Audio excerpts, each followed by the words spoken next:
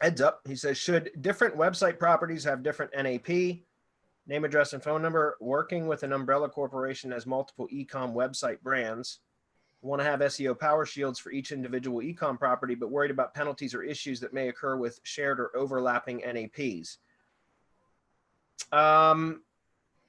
You know, I don't know, because it's not a local business. If it's e-com, I don't know that, you know, NAP issues or ambiguation with NAP is going to cause any problems if you're not trying to rank in maps, if that makes sense. You know, I'll let Marco take this one though, because this is more up his alley than mine. All I do is local. So I don't really know the best answer for that. Marco, what do you say? Yeah, this is one of those things. Is what is the what are no, one of the places where I look at the competition first of all. What are they doing? Not because I'm concerned about the competition, but just what are they doing? If they're national, if they're global, how are they relating their entities? And if they have offices in other places, how are they relating those? You say that you have different websites, but if it's all part of the same corporation, if there's one umbrella corporation, then you'd relate those through the schema. You can create all kinds of neat relationships through schema, and it's one of the things that Rob is going to show in the Heavy Hitter Club, how to relate all of these so that it becomes just one big umbrella, right?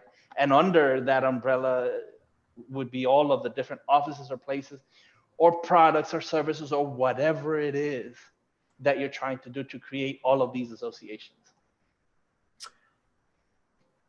Yeah, because see, I mean, I would use organization or corporation structured data for the umbrella company, right? And that, so would apply to each individual site as well, because it's all part of the overall organization or corporation, right? But then you could have like website schema, for example, not necessarily local business. I mean, you could have local business if you do have a GMB for each one, which could be part of the organization, right? But that would be individual locations. But for e-com, I don't know that that's necessary. Again, I don't do e-com, so I don't know if that's correct or not, or if that would help. But you could do something like website schema for that, if that makes sense. So the organization would tie it all together. And that's what Marco's saying is, you know, when you have an entity, even if you have multiple divisions or multiple locations or different, you know, pseudo brands that are like the child companies of a larger parent company, a broader parent company, if you can tie all that together through the entity, all of them will benefit, if that makes sense. Because again, you're talking about branding and the entity itself, even if they're separate like divisions or sub brands and that kind of stuff, it will benefit from the overall organization that kind of ties everything together, if that makes sense. So anyways, as far as a URL shortener, go to mgyb.co/s,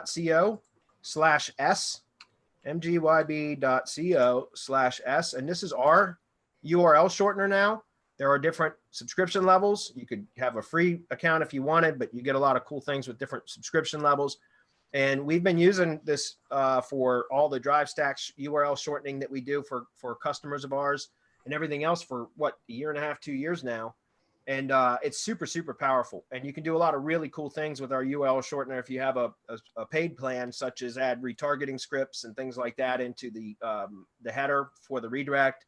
All kinds of really cool things that you can do, password protect URLs and stuff like that. So I would go to mgyb.co/s and use that.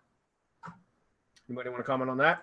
No, I'm just the power behind our shortener is incredible. It is. It ranks. It ranks for keywords, and so it's just ridiculous, as you said, what you can do. So by all means, if you want to use hourly, I mean that's fine. Bitly, be careful. It's a 302. Google Firebase is also a 302. It can be a 301 if you go through the trouble of making it a 301 redirect, but you'd have to figure out how to do that. Yeah, and what's interesting is it's crazy, but oftentimes, and I've seen this happen with Drive Stack files, for example, the MGYB, the redirect URL will rank, and in the search results, the shortened URL will show, even though when you click it, it redirects to the actual Google Drive file. And it's really interesting to see the Drive files rank with the mgyb.co short URL. Because typically you don't see the redirect URL in the search results. You see the target or the final destination, right? So it's very interesting to see that.